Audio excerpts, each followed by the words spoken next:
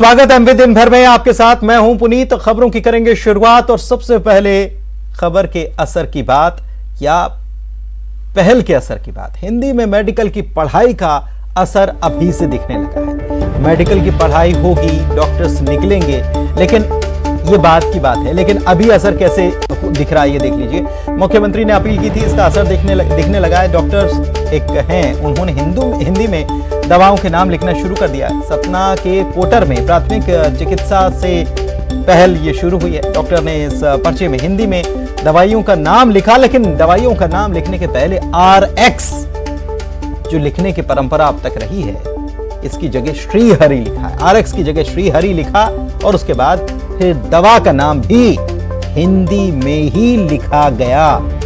तो ये शुरुआत है। श्री गणेश है ये, श्री हरि के नाम से ये श्री गणेश जो किया गया है, एक पहल की गई है, अच्छी पहल।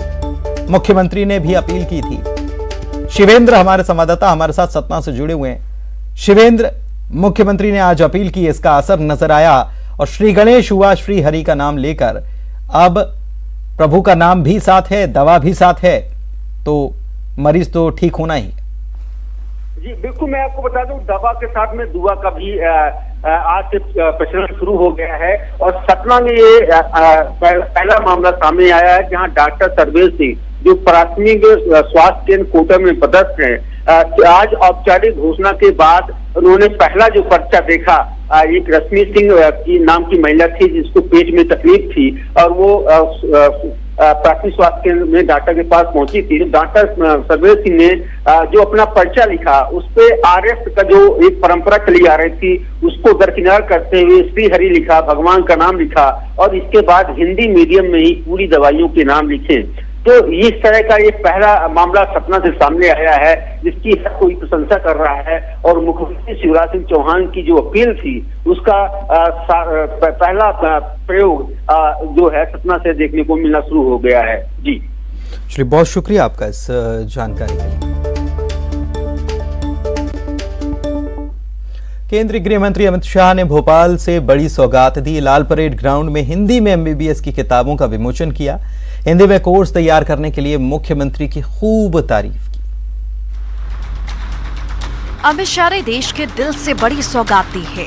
भोपाल के लाल परेड ग्राउंड पर आयोजित कार्यक्रम में केंद्रीय गृह मंत्री ने MBBS की पुस्तकों का विमोचन किया। MP में देश का पहला राज्य बन गया है जहां मेडिकल की पढ़ाई अब हिंदी में भी होगी। इस ऐतिहासिक पल के गवाह छात्र भी बने। कार्यक्रम को संबोधित करते हुए अमित शाह ने PM मोदी की नई शिक्षा नीति के लिए तारीफ की। साथ ही PM की इच्छा के अनुरूप हिंदी को अहमियत देने के लिए CM की भी तारीफ की। भारत के शिक्षा क्षेत्र के लिए बहुत महत्वपूर्ण दिन है। जब भी आने वाले दिनों में इतिहास लिखा जाएगा, आज के दिन को सुवर्ण के अक्षरों से लिखा जाएगा। मित्रों, सुवर्ण अक्षरों से। देश में शिक्षा क्षेत्र के पुनर्जागरण का क्षण है। एक क्षण देश में शिक्षा क्षेत्र के पुनर्निर्माण का क्षण है। मुझे आज गर्व होता है कि भारतीय जनता पार्टी की शिवराज सिंह सरकार ने देश में सबसे पहले मेडिकल की शिक्षा हिंदी में शुरू कर मोदी जी की इच्छा की पूर्ति की है। वहीं CM शिवराज ने कहा कि अंग्रेजी भाषा की गुलामी से मुक्ति का दिन है। CM ने आजादी के बाद माहौल ऐसा बना दिया था जो अंग्रेजी के अनुकूल था। काम तो आजादी के बाद ही हो जाना चाहिए था। उनने पाप किया था, जिनके जिम्मेदारी थी आजादी के बाद सरकार चलाने की। अंग्रेज चले गए, लेकिन अंग्रेजी का गुलाम बना के इन्होंने भारत को रखा। मानसिकता ऐसी बना दी कि अंग्रेजी के बिना कुछ हो ही नहीं सकता।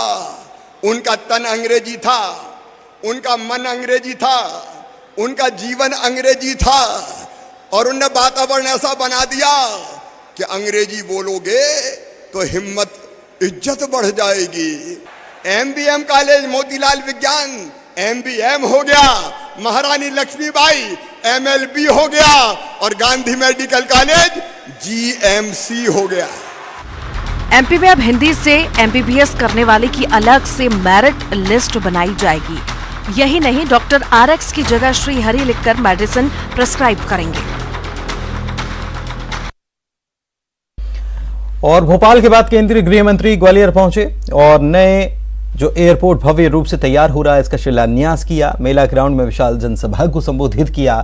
केंद्रीय मंत्रियों के अलावा सीएम शिवराज सिंह चौहान ने यहां शिरकत की।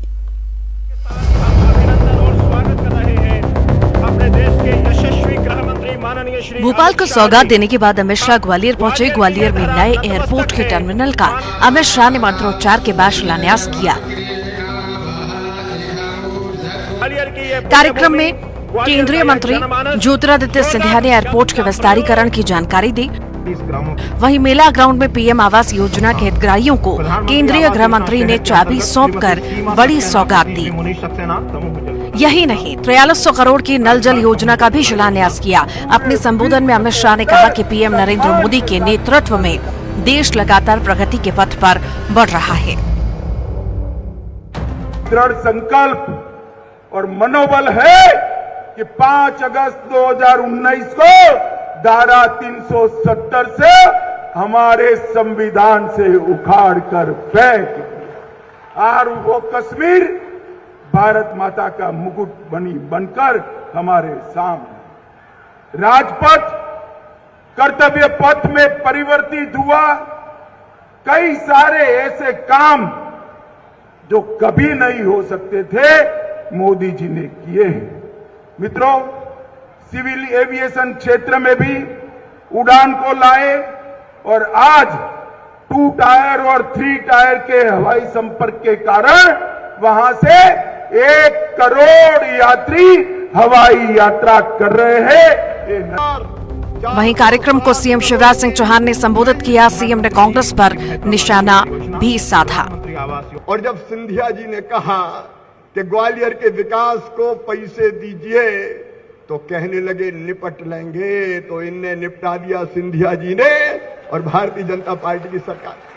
और इसलिए आज 14वां सौगात ग्वालियर को मिल रही है।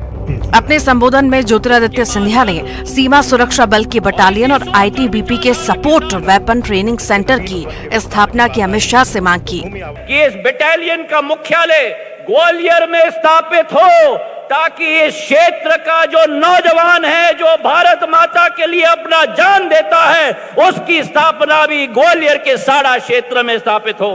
और उसी के साथ साथ ITBP Indo Tibetan border police की श्रृंखला भी यह हमारे क्षेत्र में स्थापित हो। एक सपोर्ट वेपन ट्रेनिंग सेंटर जिसके आधार पर हमारे क्षेत्र के 2,500 से 3,000 नौजवानों को प्रशिक्षण मिलेगा। पीएम नरेंद्र मोदी के उज्जैन में श्री महाकाल लोक के लोकार्पण के बाद अमित शाह ने भी सौगात दी है। मेला ग्राउंड में कार्यक्रम के बाद अमित शाह जय विलास पैलेस पहुंचे। यहां प्रियदर्शनी राजू सिंधिया ने उनका स्वागत किया। अमित शाह ने मराठों और सिंधिया घराने की गौरवशाली इतिहास को लेकर गैलरी का उद्घाटन किया। अमित शाह ने इसके बाद दरबार हॉल भी देखा।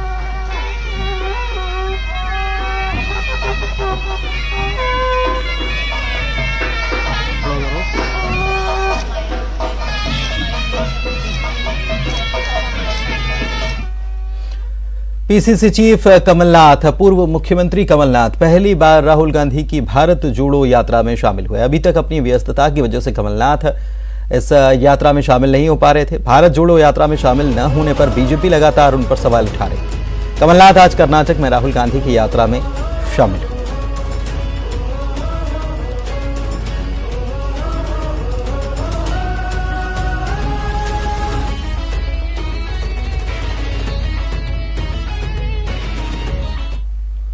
इधर खबर खरगोन से, जहां पर महेश्वर नगर परिषद में अध्यक्ष पद के लिए चुनाव हुआ। इस दौरान बीजेपी में बगावत हुई।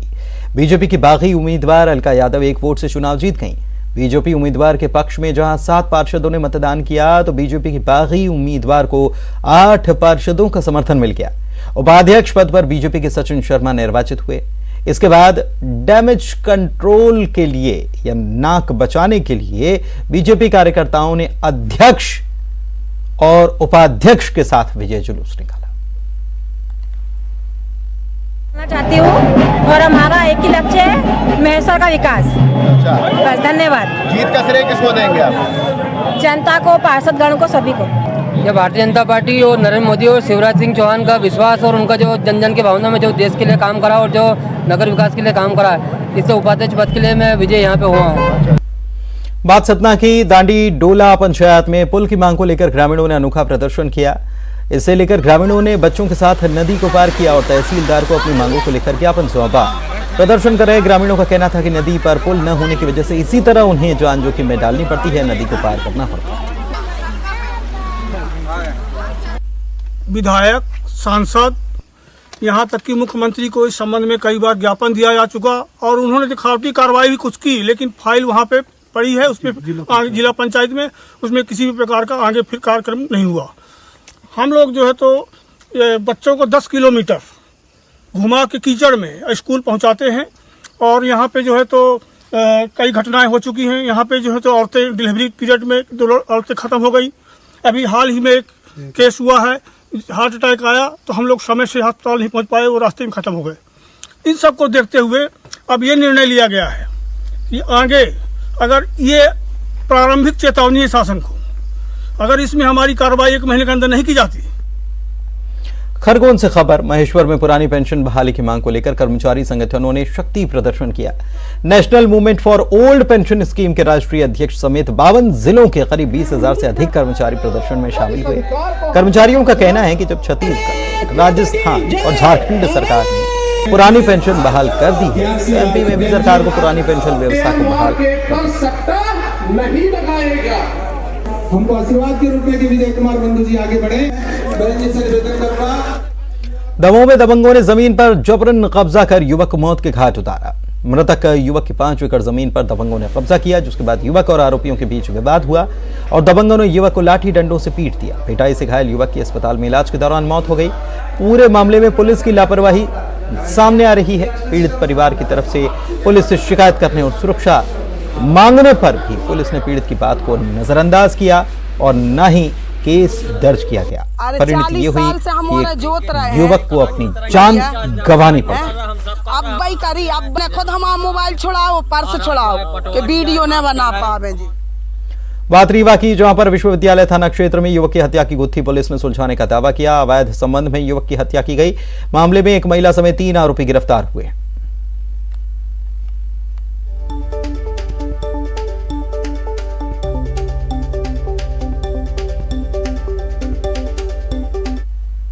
श्योपुर में पुलिस ने अवैध शराब की फैक्ट्री पर छापा मारा। एक माफिया को भी गिरफ्तार किया। 150 लीटर शराब के साथ भारी मात्रा में अवैध शराब बनाने का सामान भी यहां से जब्त किया गया।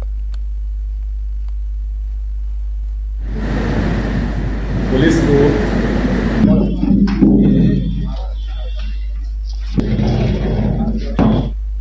सागर में सेक्स रैकेट पकड़ा गया। अनैतिक गतिविधियों की शिकायत पुलिस को मिली थी। पुलिस ने कार्रवाई की। 4 युवक युवती संदिग्ध हालत में मिले। सभी को हिरासत में लेकर पुलिस पूछताछ कर रही।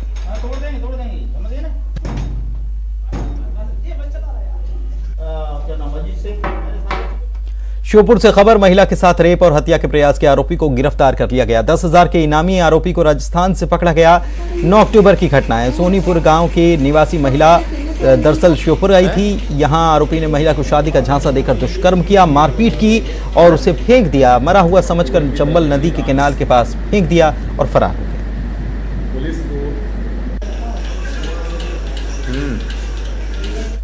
मंदसौर की बात, यहां पर तोलाखेड़ी गांव में रपटा पार करने के दौरान पुरुष समेत 7 महिलाएं पानी में बह गईं।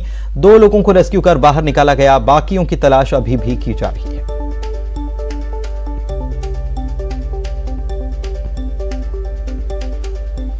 श्योपुर से खबर, जमीन को लेकर 2 गुटों के बीच विवाद हो गया। दोनों पक्षों के बीच फायरिंग हुई है। 6 लोग घायल हो गए। 2 की हालत नाजुक है। बेहतर इलाज के लिए कोटा रेफर किया गया है। सरकारी जमीन पर हक जताने को लेकर यह विवाद हुआ था। पुलिस मामले की जांच में जुटी।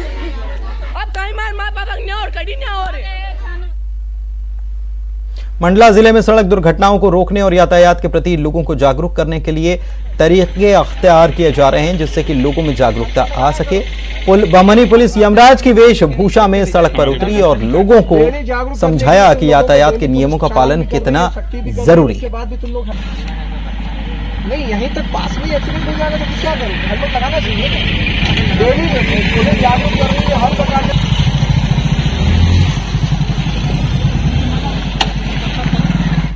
नर्मदापुरम में महाराणा प्रताप की प्रतिमा का अनावरण किया गया। कॉलेज तिराहे पर प्रदेश के खनिज मंत्री ने प्रतिमा का अनावरण किया। इस मौके पर पूर्व मंत्री जयवर्धन सिंह भी मौजूद थे।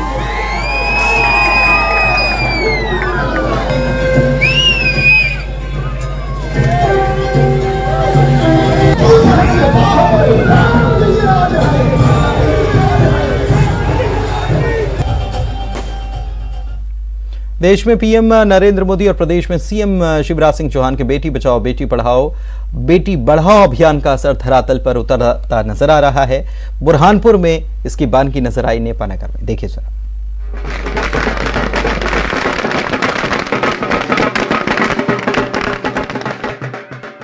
ढोल नगाड़ों की आवाज, सजा धजा घर, नाचते गाते लोग, आतिशबाजी की धूम। ये कोई शादी का घर नहीं बल्कि नेपानगर के बुधवारा मार्केट में रहने वाले चौकसे परिवार ने ये सारे जतन अपने परिवार में बिटिया के जन्म होने की खुशी में किए हैं। पेशे से कॉन्ट्रैक्टर विजय चौकसे के घर 3 महीने पहले बिटिया का जन्म हुआ। आज 3 महीने के बाद उनकी बेटी घर आई, जिसके स्वागत की खुशी में पूरा परिवार शामिल हुआ।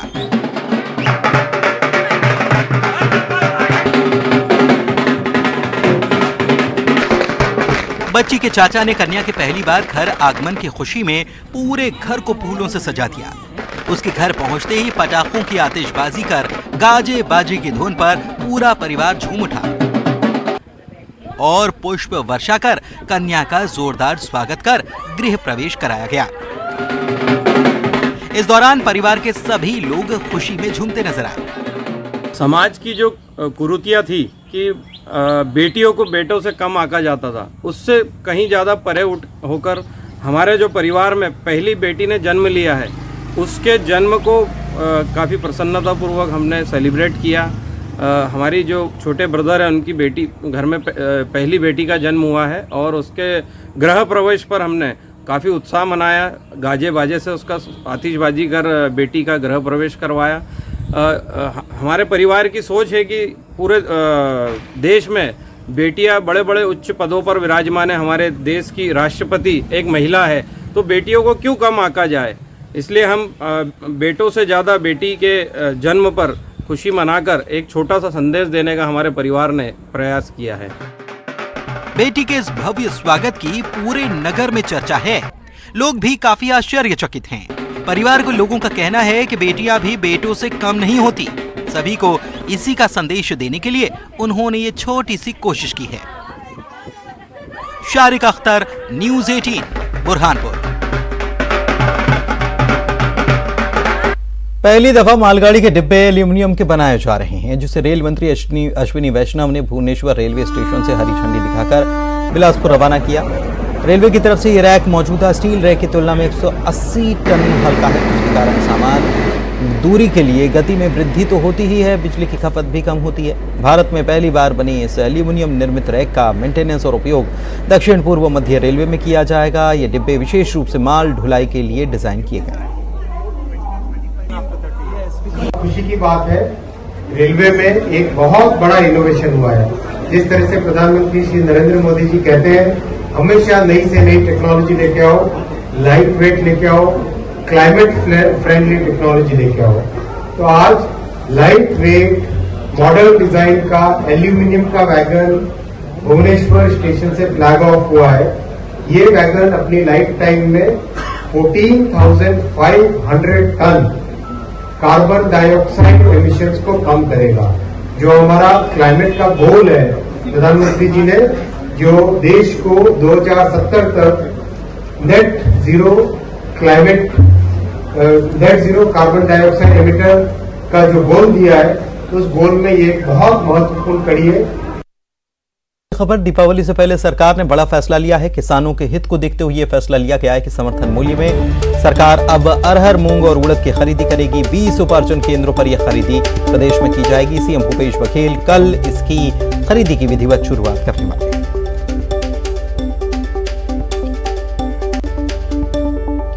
वहीं रायपुर से बड़ी खबर एक और, मुख्यमंत्री भूपेश बघेल हितग्राहियों को भुगतान करेंगे। 3 महत्वाकांक्षी योजनाएं हैं जिनका भुगतान हितग्राहियों को मुख्यमंत्री करने वाले हैं। हितग्राहियों के खाते में 1866 करोड़ का भुगतान होगा, जिसमें राजीव गांधी किसान न्याय योजना के तहत तीसरी किश्त जारी होगी। 24 लाख किसानों को 1745 करोड़ का भुगतान किया जाएगा। इसके अलावा भूमिहीन मजदूर योजना जो है, इसके तहत 115 करोड़ से ज्यादा की रकम का भुगतान किया जाएगा। गोधन न्याय योजना का भी भुगतान इसी दौरान किया जाए। और वहीं रायपुर से बड़ी खबर यह भी कि मुख्यमंत्री कल नवगठित 10 राजस्व अनुविभागों का शुभारंभ करने वाले हैं। 25 तहसीलों का भी लोकार्पण किया जाएगा उनके हाथों। और नए अनुविभाग तिल्दा, निवरा, बागबहरा, मालखरौदा, धमधा, बलरामपुर, राजपुर, भरतपुर, खड़गवा, भोपालपट्टनम और भैरमगढ़ का उद्घाटन भी करेंगे। इन अनुविभागों के उद्घाटन के बाद प्रदेश में 108 अनुविभाग हो जाएंगे।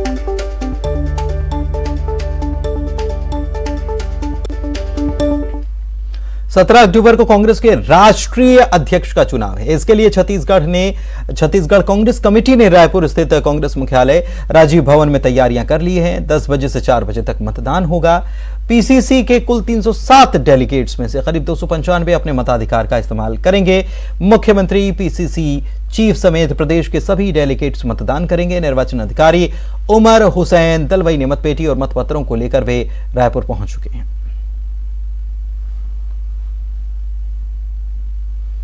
इस बुलेटिन में फिलहाल इतना ही। नमस्कार।